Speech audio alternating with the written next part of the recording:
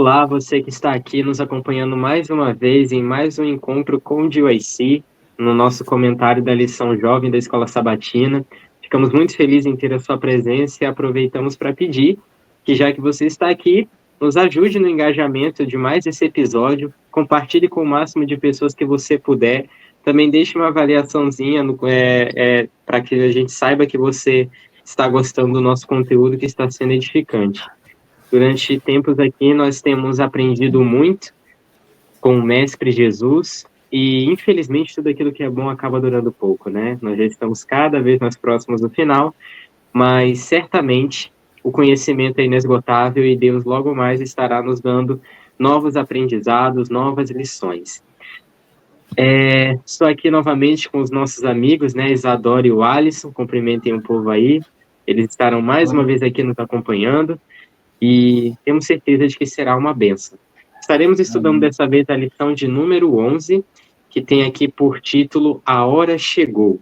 Vai estar baseado no capítulo 18 do livro de João, falando especialmente dos momentos finais de Jesus Cristo, passando principalmente pela sua agonia no Getsêmani e também pelo restante da noite, onde ele é interrogado por Anás, por Caifás, por Pilatos, até que é entregue para ser crucificado. Esse momento da vida de Jesus registra as mais importantes de todas as horas finais dele, e de como cada acontecimento ali foi crucial para o cumprimento do plano da redenção. Contextualizando aqui para todos nós, o capítulo 18 já começa falando o seguinte a respeito da situação de Jesus. Tendo dito estas palavras, saiu juntamente com seus discípulos para o outro lado do ribeiro de Cedron, onde havia um jardim, e aí entrou com eles. E Judas, o traidor, também conhecia aquele lugar, porque Jesus ali estivera muitas vezes com seus discípulos, tendo, pois, Judas recebido a escolta dos principais sacerdotes e dos fariseus, alguns guardas também, chegou a este lugar com lanternas, tochas e armas. Sabendo, pois, Jesus todas as coisas que sobre ele haviam de vir, adiantou-se e perguntou-lhes: a quem buscais? Dando uma parada aqui, esses eventos eles acontecem logo após a Santa Ceia, onde Jesus ele se retira para o jardim do Getsêmani com seus discípulos, lugar favorito de oração do Mestre, onde também ele havia estado com seus discípulos diversas vezes. Mas não somente isso, foi também no jardim do Getsêmani que nós temos registrado aquela clássica conversa de Jesus com Nicodemos, onde pela primeira vez ele começa a destrinchar a respeito de sua missão, ainda no início de seu ministério, e o impressionante é que no mesmo lugar onde ele acabou dirigindo aquelas palavras poderosas a Nicodemos a respeito da sua missão, essas mesmas palavras estariam se cumprindo agora, naquele mesmo lugar. E nós sabemos muito bem, como diz a história, onde Judas ele leva alguns dos principais, dos sacerdotes, dos soldados do povo de Israel, para prender Jesus ali naquele jardim. E o que acontece é que depois de identificar a Jesus ali, com o clássico beijo que nós conhecemos na história, embora João não registre aqui, Jesus ele então começa a perguntar para aquelas pessoas que estão ali: a quem vocês buscam? Eles respondem que estão buscando a Jesus o Nazareno, e ele diz: sou eu. E nesse momento todos eles acabam caindo diante de Jesus, e eles então acabam prendendo.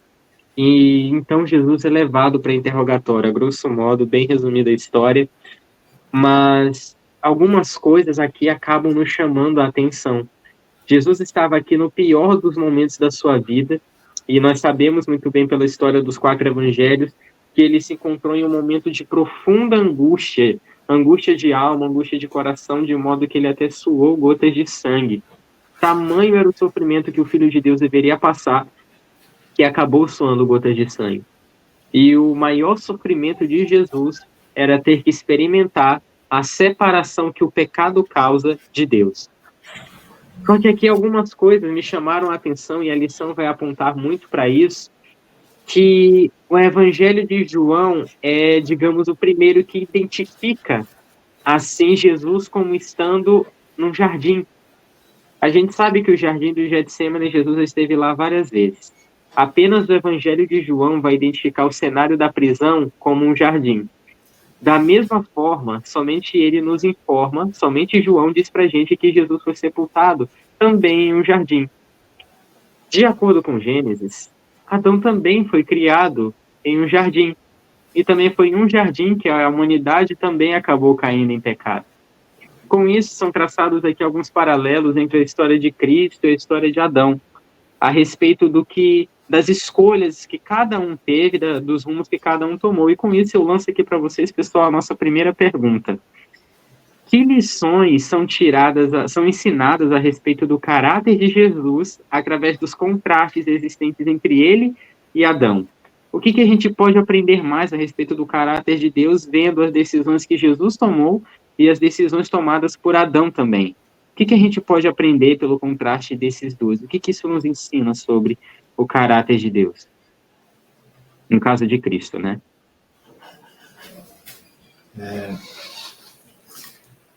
O que eu vejo é o ponto principal, que geralmente é mencionado, né, no caso de Adão e Eva, é a desobediência. No caso de Jesus, a obediência até o fim. Tem uma charge da lição, acho que está aí no lição de sábado, né? A hora chegou, aí está a chargezinha dizendo: Pai, se possível, afasta de mim esse cálice, mas que seja feita a tua vontade. E aí, a imagem seguinte é ele numa cruz. Assim, e ele está dizendo: a vontade de Deus foi feita. Esse nível de obediência é algo muito mais, como eu poderia dizer, profundo e radical do que Adão teve que enfrentar no Éden.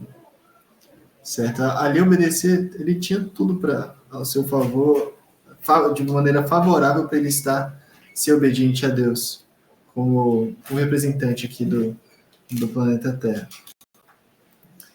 Mas Jesus, a prova que ele passou, realmente nunca nenhuma pessoa passou. Então, um contraste que eu vejo muito intenso, diferente, que choca, é essa abnegação, essa submissão, melhor dizendo, submissão à vontade de Deus, essa obediência voluntária, sabendo tudo que passaria, mas porque assim, Adão, ele cedeu. A gente sabe que é mencionado nas escrituras, no livro Desejado, corrigindo aqui, que onde Adão falhou, Jesus foi vitorioso, na questão do apetite, certo?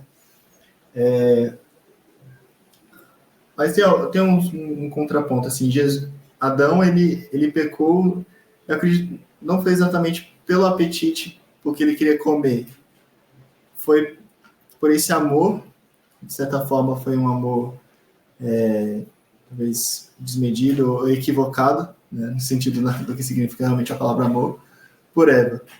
Então ele decidiu racionalmente comer e ter ali as consequências que ele nem imaginava quão profundas elas seriam. Né? E Jesus, ele passou pelo processo que o seu apetite seria provado também. Mas nesse ponto aqui, nem se compara com o que realmente Adão havia passado. Então, uma lição muito grande que eu tiro é esse, o ponto da obediência. E isso me leva a pensar que muitas vezes eu não quero obedecer a Deus, eu quero fazer a minha própria vontade, que é mais fácil, é mais palatável, sabe? É mais agradável. E aí, rapaz, fazer a vontade de Deus. Então, com poucos, eu acredito que a gente vê que está escrito na Revelação também, com poucos estariam dispostos a fazer a vontade de Deus.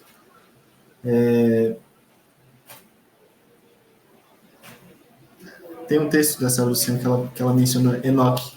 Não sei se eu mencionei isso aqui com vocês em algum momento, mas ela fala que Enoque andou com Deus. Ali os 365 anos, né, que ele viveu, eu não lembro agora exatamente. Mas foi um bom tempo. 365 anos que ele andou com Deus. E ela fala que poucos na nossa geração, na época dela, né? Poucos no mundo estariam dispostos a viver como Enoque viveu, assim, sem a expectativa de que Jesus tá voltando em breve, sabe? Ah, Jesus vai voltar, eu tenho que me preparar, eu tenho que ajustar minha vida, porque a vida é um sopro, né? Um pouquinho comparado com a eternidade, tudo tem aquilo, sabe? Muitas vezes a gente se confunde nessa, qual é realmente a nossa motivação para que a gente queira ir para o céu. É realmente estar com Deus, é caminhar com Deus como fez Enoque todos os dias. Assim, ele nem entendia completamente o que aconteceria. A serva do Senhor fala que ele ficava perplexo em ver as pessoas morrendo, justos, ímpios, parecia que era o mesmo fim para todos. E, e depois Deus foi revelando para ele. Mas ele não tinha uma expectativa de que seria trasladado em pouco tempo. Tinha? Não tinha. Assim, eles viviam muitos anos, 800, 900 anos. Então, a média de vida era muito elevada.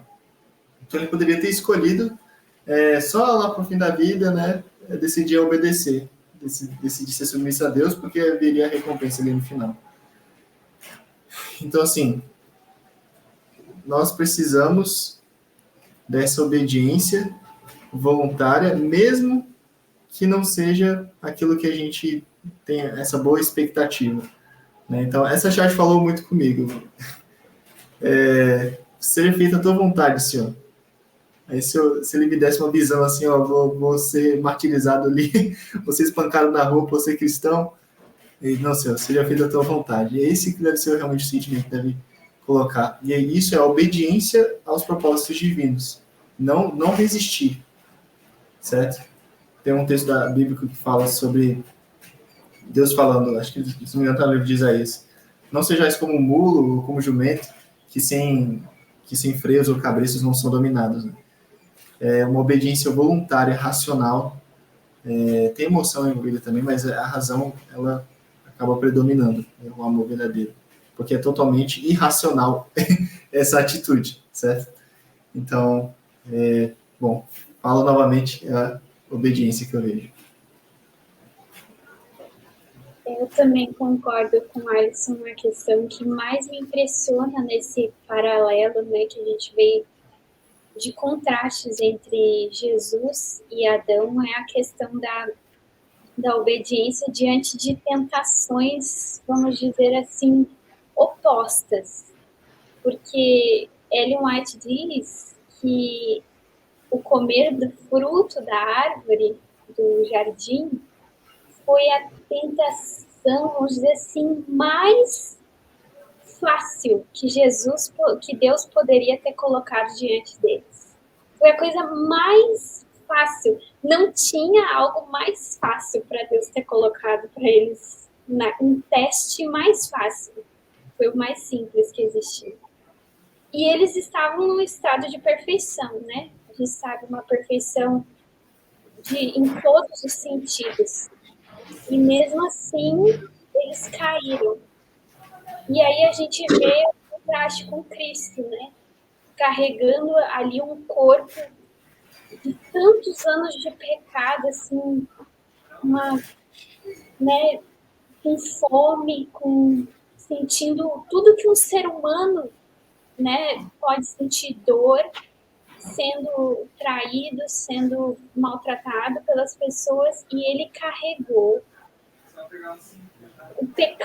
carregando o pecado da humanidade inteira, ele estava enfrentando a pior tentação que já recaiu sobre um ser humano, a pior de todas. Não existiu ninguém que passou por uma tentação como a de Cristo.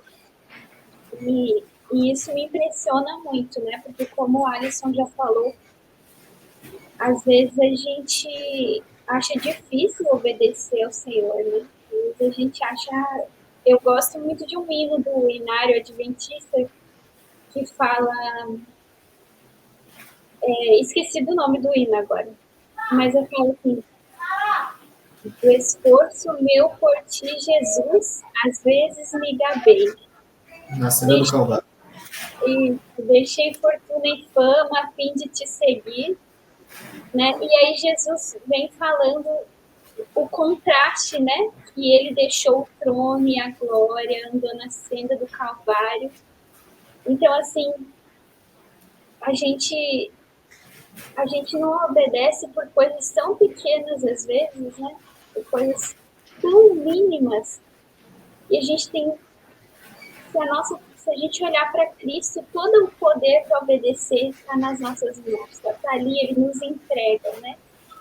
E como a própria Bíblia diz, não sobrevirá tentação que não seja humana, mas Cristo carregou uma tentação terrível, né, para que nós pudéssemos obter a vitória. Então, para mim, esse é o contraste mais chocante entre Adão e Cristo, né, a questão de como um caiu num estado tão favorável a vencer e como o outro venceu num estado tão favorável a cair.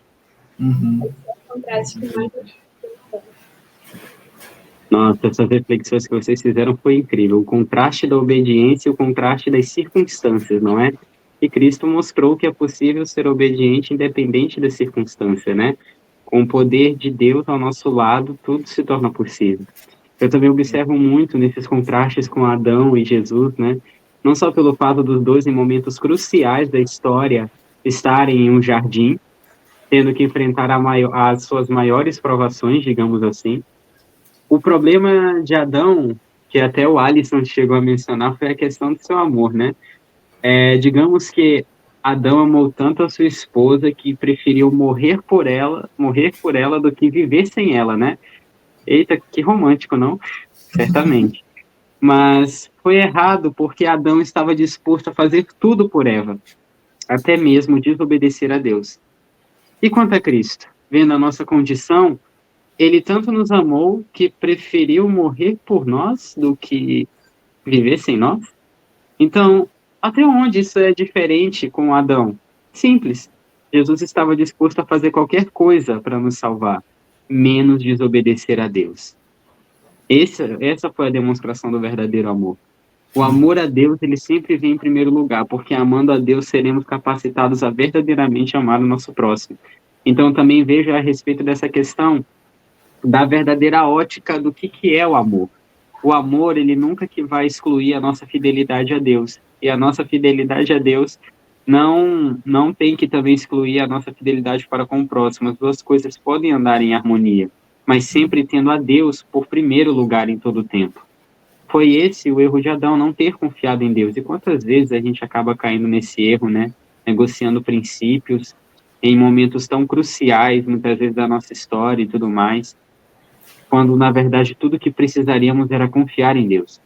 Jesus, ele conhecia todo o desenrolar da história ali, e mesmo não tendo mais nenhuma certeza, nenhuma garantia de que seria bem sucedido, ele confiou na palavra de Deus. E isso é muito chocante, porque Jesus estava sob a opressão de um terrível fardo, mas ele mostrou que é possível vencer.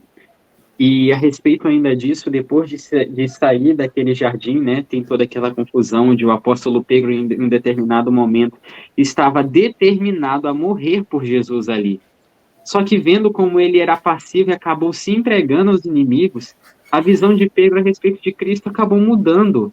E ele fugiu com os discípulos e mais tarde vai aparecer na história, sendo aquele que uma hora estava disposto a morrer pelo seu mestre, mas diante de uma pergunta, ele acaba negando o seu mestre 3 vezes. E é interessante que depois desse ponto, Pedro desaparece da narrativa, assim como Judas. Só que o ponto que eu queria chegar não era esse, mas é que, à medida que a noite vai avançando, Jesus ele é levado durante a noite para 2 interrogatórios, Anás e Caifás, os sacerdotes, como sacerdote também daquela época.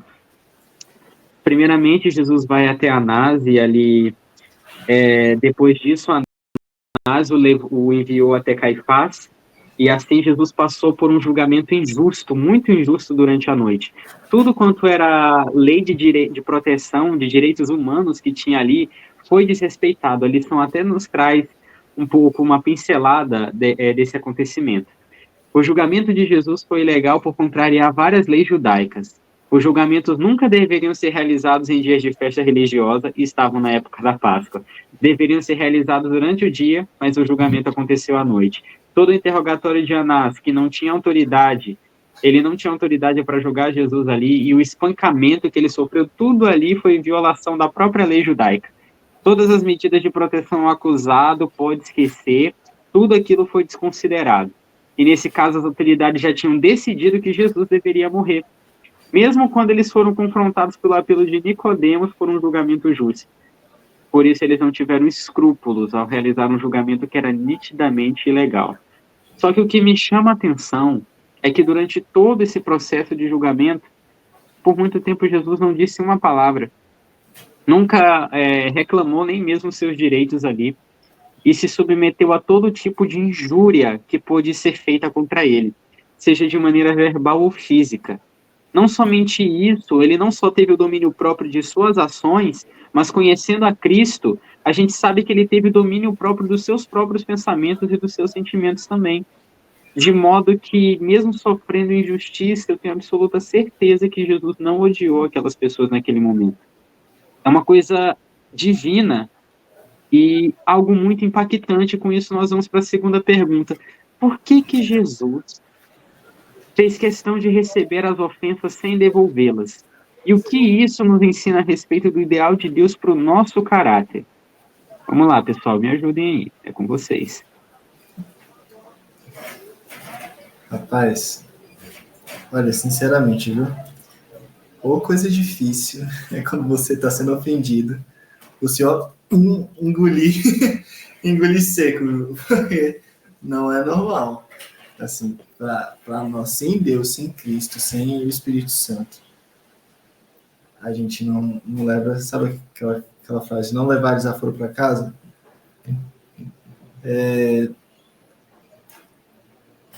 Jesus, ele sabia quem ele era. Ele sabia da sua identidade.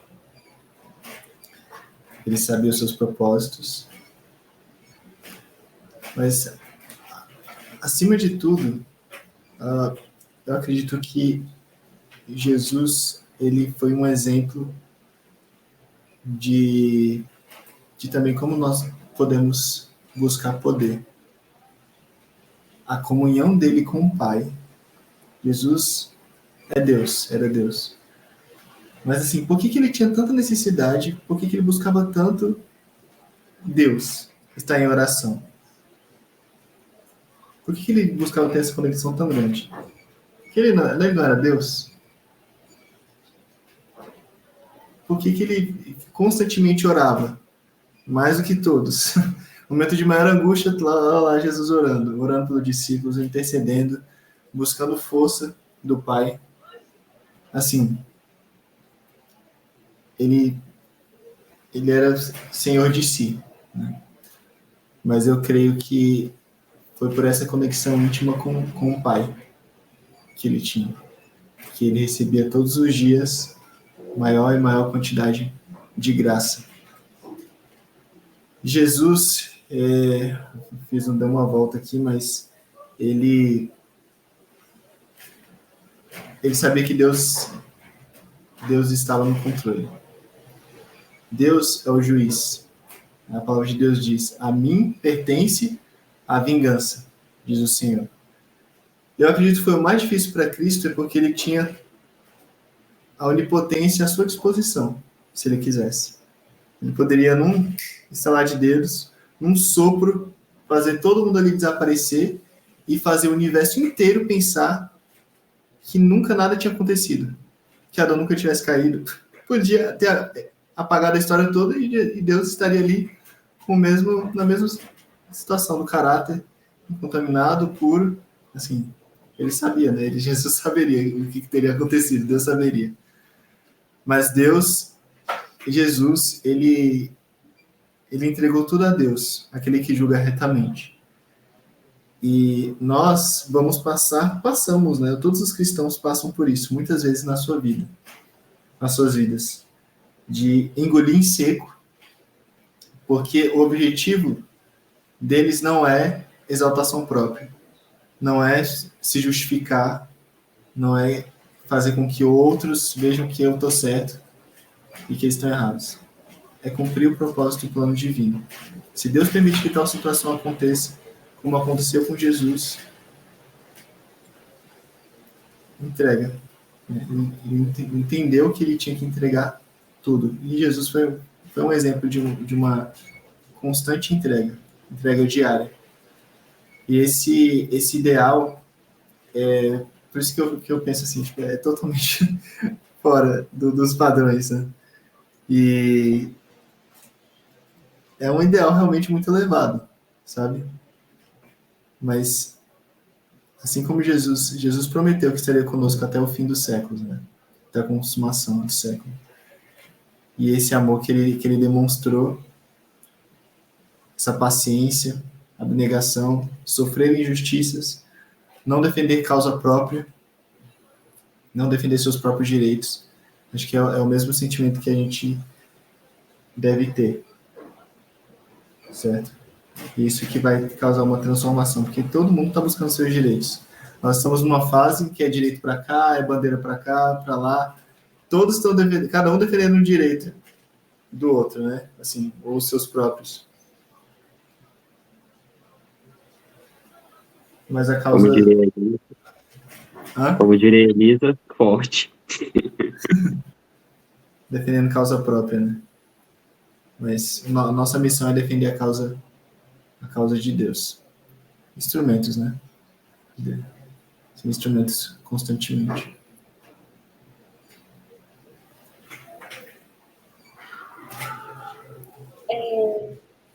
Eu acho que Cristo não fez questão de devolver ofensas ou não defendeu a si mesmo porque o eu não reinava no coração dele.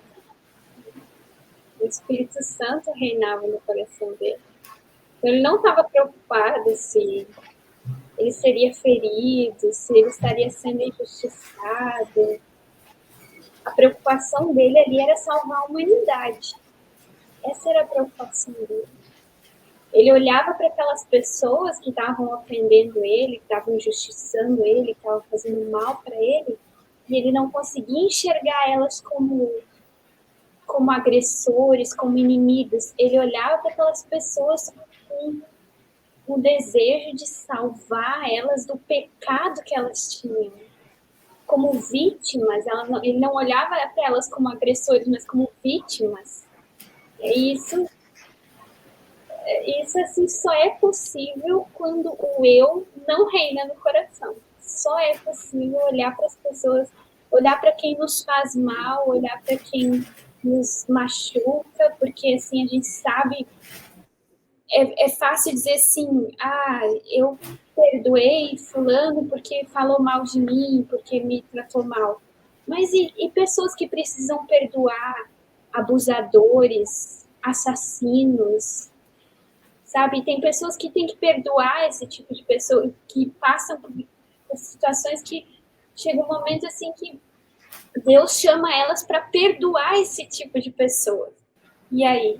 Né? E é só quando o eu está realmente morto, quando não existe nada de nós reinando no coração, nada, quando é só o Espírito de Deus reinando na gente. Eu me lembro muito de uma pregação do pastor Pavel no GYC, quando ele conta a experiência dele, que ele foi para a escola quando ele era menino, e os amiguinhos dele começaram a zoar dele e fazer bullying lá com ele, e ele chegou em casa e falou pro pai dele, eu tô muito chateado, que não sei o quê, reclamando, e o pai dele levou ele no cemitério, né, e falou para ele ir lá no túmulo e xingar o morto, né, brigar com o morto, bater no morto, assim, chutar e tal, e ele fazia isso, e o pai dele perguntou, e aí, que ele não vai te responder? E ele disse, não, ele tá morto, ele não vai me responder. E aí o pai dele falou assim, pois é, se você tivesse morto, você não tinha se importado com isso que fizeram para você. Então, assim, a gente precisa estar morto, mas a morte do eu é a mais difícil, né? Precisa acontecer todos os dias. Eu acho que todos os dias, quando a gente acorda pela manhã, nossa oração deve ser: Senhor, não vive em mim para que eu não viva hoje. Eu não quero viver, eu quero morrer, né? E que o Senhor viva em mim, como Paulo disse, né? Amém. Nossa, agora eu vou ficar pensando nessa história a noite inteira. Dá para tirar muita coisa daí. Nossa, incrível. Exatamente, pessoal. Aí depois de ver uma situação como essa, a gente vê como mudar a alimentação, fazer reforma de vestuário, reforma na questão do que a gente lê, do que a gente assiste, é muito fácil, não é? Difícil é exatamente isso. É você ter esse mesmo amor que Jesus teve por aquelas pessoas, a ponto de nem mesmo cogitar o mal delas. Jesus nunca cometeu um pecado, nem mesmo por pensamento. Aí, então, a gente tende a pensar, meu Deus do céu, isso é uma coisa impossível. Mas, se Jesus ele é o nosso modelo em tudo, ele não fez nada daquilo que, pelo poder do Espírito Santo, nós não pudéssemos fazer também. A grande questão é que a gente está se comparando com Cristo nesse sentido, e ele deve ser o nosso modelo, mas a gente muitas vezes toma por referência a nossa postura. Assim, meu Deus, mas eu não sou assim. Ué, a gente acaba por natureza achando essas coisas impossíveis, mas quanto tempo, por exemplo, como o Alisson falou, a gente dedica a nossa comunhão com Deus, por exemplo? A medida de poder que vai ser dada para a gente é a mesma medida em que nós buscarmos esse poder. Quanto tempo Jesus passava em íntima comunhão com Deus, um tempo em oração? Quem de nós aqui tem mais poder do que ele? Se Jesus, sendo quem ele era, precisava desses momentos com Deus para se fortalecer, quem dirá nós? E o melhor de tudo, o mesmo poder está sempre à disposição. E Jesus, ele, no ato de não se defender, como a Isadora disse, né? É somente quando somente tem Cristo reinando em nós. Mas isso nos ensina muito a respeito de misericórdia propriamente dita, né? Sabe, quantos corações não poderiam ser quebrantados, quantas pessoas não teriam um verdadeiro encontro com Cristo se a misericórdia fosse mostrada a elas com mais veemência. Muitas vezes a gente pode até fazer algo que é legal, que vai a favor dos nossos direitos e tudo mais, mas o que isso vai poder transformar no coração de uma pessoa, no meu próprio coração, quando no ato de eu abrir mão de algo que pode ser benéfico para mim, por um bem maior, que é a salvação de outra pessoa, isso sim gera transformação. Como foi dito até na lição passada, nós temos que ver as pessoas, todas elas, com um valor infinito que elas de fato têm, porque foi por elas que Cristo morreu. E quando a gente tem essa visão, isso muda tudo. E durante o estudo dessa lição, eu percebi, meu Deus do céu, eu estou muito longe. Eu lembrei de situações onde eu supostamente, por exemplo, tinha liberado o perdão para alguém, mas depois continuava remoendo situações ruins na minha cabeça, lembranças ruins, e ali eu entendi, Senhor, eu ainda preciso de misericórdia. Primeiramente para mim, para que então eu possa liberar essa misericórdia plenamente com outras pessoas também. Sabe? Então, primeiramente essa mudança acontece em nós. E a semelhança de Cristo, nós poderemos também ter a capacidade de agir com tamanha misericórdia com outros. E então exerceremos o domínio próprio, mas não o domínio próprio somente nas ações, mas também no nosso pensamento e nas intenções do coração. E essa mudança é possível de ser feita. É uma coisa difícil? É. Mas o que é mais fácil de mudar? Um coração ou um hábito? Um hábito é mais fácil de mudar. Então mudar o coração é mais difícil, mas quem é que muda os corações? Sou eu ou Deus? É o Senhor. E se ele muda os corações, quem fica com a parte mais difícil? É o próprio Deus. E se ele fica com a parte mais difícil, por que eu tenho que me preocupar tanto? Não é, como a própria música tema do Joyce diz, né? Não é o que eu faço, não é o meu valor e não é o que eu sou que merece seu favor. É tudo Cristo. E antes de nós prosseguirmos, chegou o momento da nossa dica de OIC, onde nós vamos agora dar uma dica muito interessante para vocês, depois da vinheta.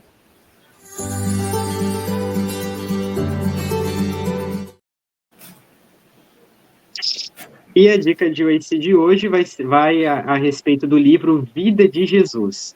De maneira especial, o capítulo 17, que vai falar da traição e da prisão de Jesus. Passando por todos esses eventos e tudo mais. E uma coisa que me chamou muita atenção nesse livro foi justamente uma passagem onde fala que quando Jesus ele recebeu Judas ali junto com a turba enfurecida, ele nos deu um exemplo de como deveremos tratar os nossos inimigos. Com simpatia, com paciência e com amor, pois quando Judas vai até ele, ele se refere a ele dizendo assim: amigo, a que vieste? Essa demonstração de misericórdia e amor deve ser o mesmo que deve se operar em nós também.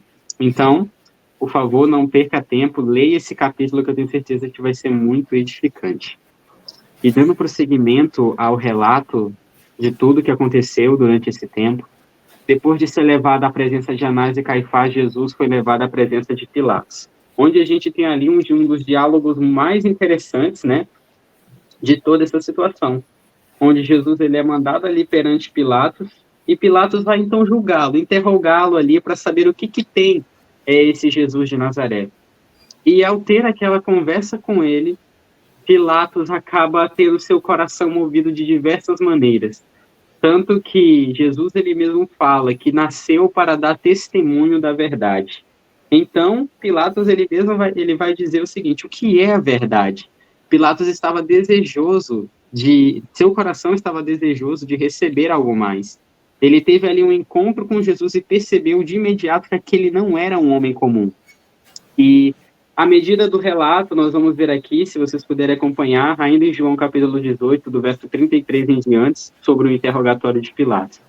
Tornou Pilatos a entrar no pretório e chamou a Jesus e perguntou: és tu o rei dos judeus? Respondeu Jesus: vem de ti mesmo esta pergunta, ou outros disseram a meu respeito? Replicou Pilatos: porventura sou judeu? A tua própria gente, os principais sacerdotes é que te entregaram a mim. Que fizeste? E Jesus respondeu: o meu reino não é deste mundo. Se meu reino fosse desse mundo, meus ministros se empenhariam por mim para que eu não fosse entregue aos judeus. Mas agora o meu reino não é daqui. Então Pilatos lhe disse: logo tu és rei? E respondeu Jesus: tu dizes que sou rei. Para isso nasci, para isso vim ao mundo, a fim de dar testemunho da verdade. Todo aquele que é da verdade, ouve minha voz. Perguntou-lhes Pilatos: qual é a verdade? E tendo dito isso, voltou aos judeus e lhe disse: eu não acho nele crime algum. É de costume que entre vós eu vos solte algum prisioneiro por ocasião da Páscoa. Queres, pois, que eu vos solte o rei dos judeus? Então gritaram todos novamente: não este, mas Barrabás. Ora, Barrabás era salteador. Olha só que coisa interessante. Isso aqui vai ser até assunto para lições futuras, mas Pilatos, apesar de tentar a todo modo livrar Jesus, ele acabou encontrando muitas dificuldades a respeito disso. E no fim das contas, ele teve que lidar com uma turba enfurecida que preferiu libertar Barrabás, um ladrão, um assassino confesso, em vez de Jesus, o chamado Messias, o chamado Cristo. E isso tudo traz muitas reflexões para a gente, né? Jesus ele acabou tomando uma condenação que não era para ele. E tudo isso por resultado de uma escolha do povo. Mas, no fim das contas, não foi apenas o povo que optou pela liberdade de Barrabás.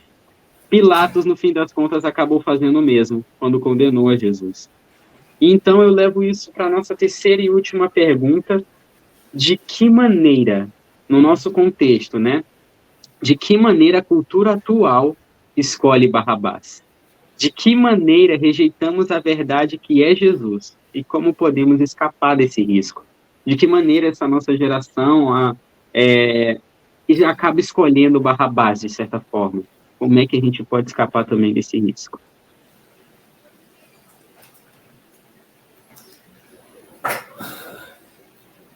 A cultura atual. Rapaz, eu acredito que a cultura de todas as épocas escolheria Barrabás, né? Mas o Barrabás, a palavra de Deus fala aqui que ele era salteador. A lição aborda que é a mesma palavra do grego usado para se referir ao ao mercenário, que não entrou pela porta das ovelhas, que é ladrão e salteador, para roubar, matar e destruir. E é um contexto interessante, né? Porque Jesus fala que todo aquele que é da verdade ouve a minha voz, e ele, nesse paralelo com essa analogia que Jesus faz com o bom pastor, as ovelhas ouvem a sua voz e o atendem, porque elas são da verdade. Hoje o mundo, eu vejo que ele escolhe Barrabás em vários sentidos, mas um deles a gente tem visto bastante nas mídias, o que as pessoas têm consumido, né? Eu também já consumi muito disso, mas tem consumido mentiras, sabe? Ou até no sentido da palavra aqui, salteador, bandido ou ladrão, era assassino também. Muitas vezes nós escolhemos, né, contemplar essas coisas e ter prazer nelas, sabe? Como a gente vê aí, que é muito comum, filmes, séries, que tem enredos que são totalmente, se você for ver, pegar a Bíblia assim e assistir e comparar, está totalmente contrário do que está escrito aqui. Os princípios são totalmente uma inversão de valores muito grande. E eles escolheram Barrabás, os fariseus ali, eles provavelmente conheciam a história dele, por que ele já havia sido preso, mas eles preferiram um bandido que não, sabe, não ia de encontro com eles. Porque, assim, diante de Barrabás, eles eram o quê? Sou fariseu, faço nada errado, né? Faço tudo certinho, devolvo meu dízimo e tô ali no templo louvando a Deus e sou o líder da nação. Mas diante de Jesus, eles não tinham argumentos, porque ele era a verdade. E eles se sentiam condenados por aquele que é a verdade. Então, só estar diante de Jesus, ele já sentiu uma grande condenação e um incômodo tremendo. Era muito melhor. Eles não sentiam isso diante de Barrabás. Eles preferiam realmente. Foi o, entre aspas, o rei que eles escolheram. Depois eles falaram que eles não tinham rei senão César. Eles realmente rejeitaram a Cristo, o caráter divino, o caráter da palavra de Deus. E da mesma forma, hoje nós podemos escolher aquilo que não traz vida. Pode não ser esses exemplos que eu citei de filmes, séries, mas aquilo que rouba o nosso tempo, aquilo que rouba os nossos talentos, sabe? Que nós podemos, tudo aquilo que nós podemos entregar a Deus para benefício em prol de outras pessoas, nós estamos deixando que esse Barrabás, um ladrão, um salteador, ele venha roubar a nossa vida, aquilo que é de direito de outras pessoas, de conhecer a Cristo, de conhecer o amor de Cristo. Então, eu acredito que para a gente escapar desse problema, assim, acho que naturalmente o ser humano, quando está de encontro com Cristo, ele vê a própria natureza. E quão descendentes nós somos de Deus. O instinto natural é fazer o que Adão e Eva fizeram, se esconder, certo? Mas a gente sabe que esse não é o plano de Deus, que a gente se esconda. Então, tem que haver você tem que encarar, sabe, os fatos, que quem nós somos e quando nós reconhecemos, então, que nós estamos nesse processo de libertação que Cristo nos concede. Então, acho que a única forma de estarmos livres deste engano de nós escolhermos a Satanás ao invés de Jesus é o reconhecimento, a humilhação, certo? É a morte do eu, como a Isadora falou. Eu acho que existe mais de uma forma de rejeitar Jesus. Como o próprio Leandro estava comentando, existem aqueles que abertamente rejeitam a Cristo, a sua mensagem, a Bíblia, a sua palavra, rejeitam abertamente. Existem aqueles que que professam aceitar a Jesus, mas rejeitam ele por sua própria vida, por suas atitudes, pela forma como agem e até como pensam, como o Alisson mencionou, onde estão colocando os seus talentos, onde estão dedicando o seu tempo.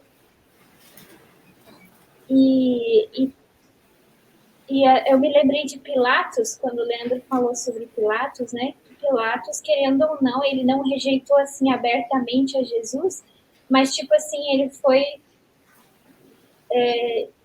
de alguma forma assim indiretamente rejeitou a Jesus também. E nós também podemos estar fazendo isso, né? Nós também podemos fazer isso quando nós, por exemplo, estamos rejeitando o nosso momento de comunhão com Deus.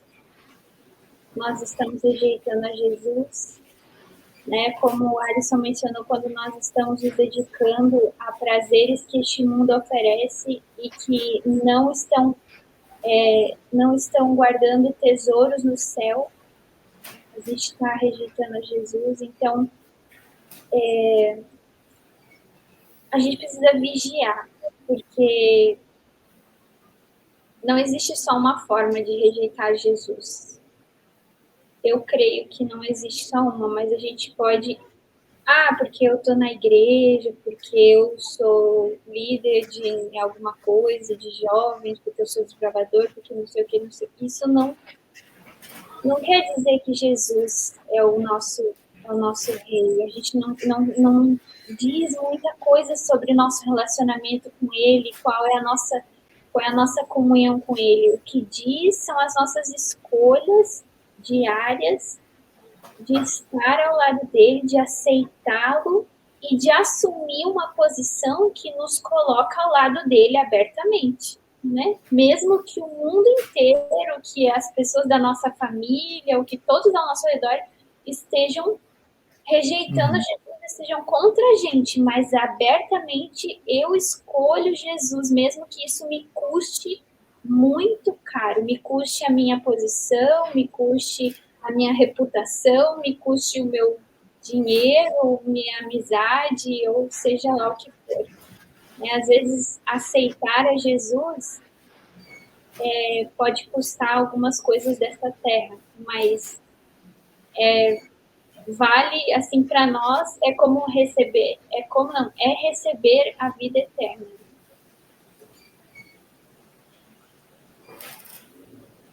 Agora só veio à minha mente o hino: se amigos meus me deixarem, do teu nome até zombarem, ainda assim não te deixarei.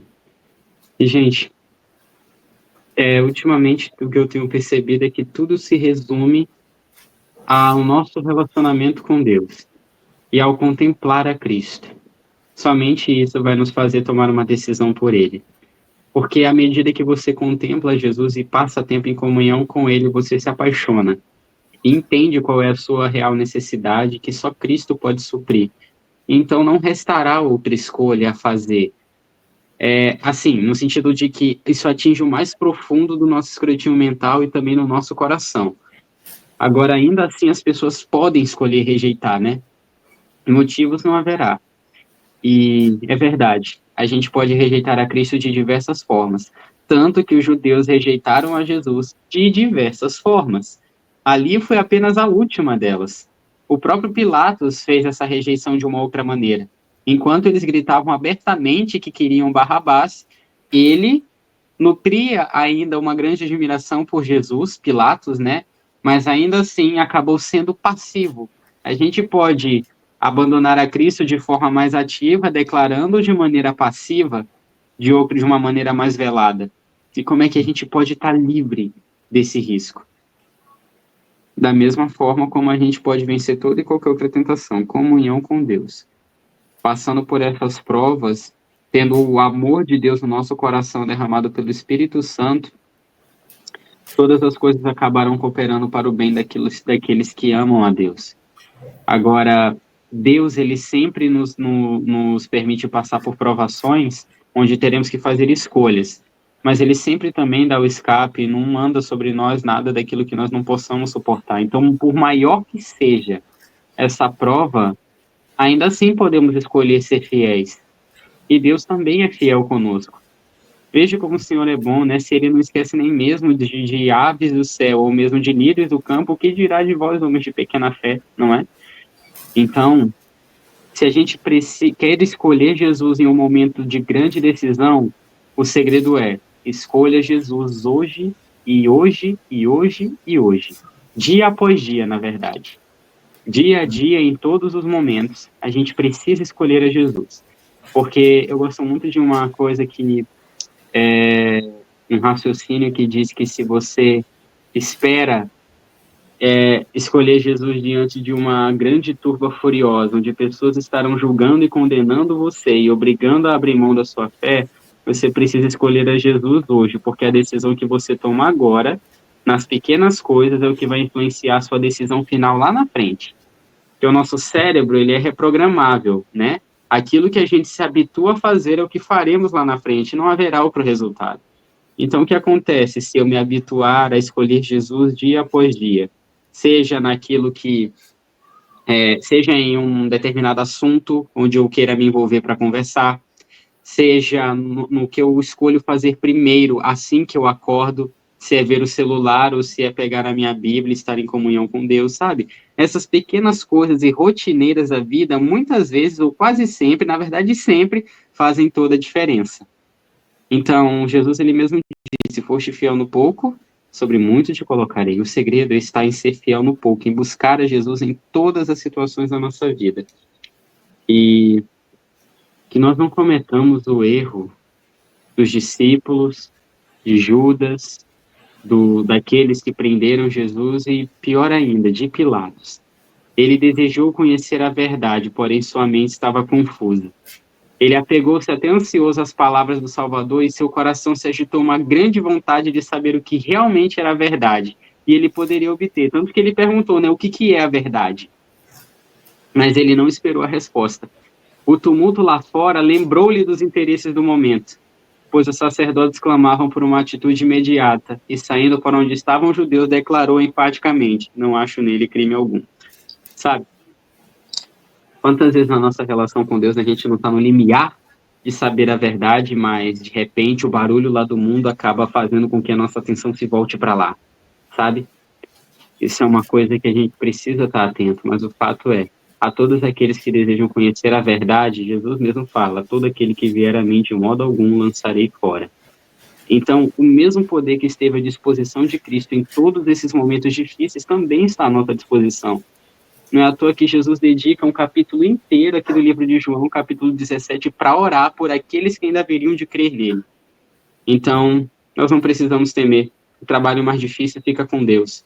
Mas o fato é que a gente pode escolher ser fiel dia após dia. E você que está aí do outro lado nos assistindo, qual é a sua escolha? Será que as circunstâncias dessa vida são suficientes para nos fazer abandonar aquele que tanto fez por nós? O segredo está em contemplar o sacrifício de Jesus. Ao contemplarmos tudo que ele abriu mão por amor a nós, nossa resposta não será outra senão: Senhor, o que queres que eu te faça? Pense nisso, e nós esperamos que esse estudo tenha beneficiado você, tenha lhe abençoado, e desejamos que todos nós aqui encontremos e sigamos nos alimentando dessa fonte de vida que é Jesus Cristo. Que o Espírito Santo ele nos abençoe e nos ajude a ter o caráter dele dia após dia, mas isso só acontecerá mediante profunda familiaridade com o Salvador.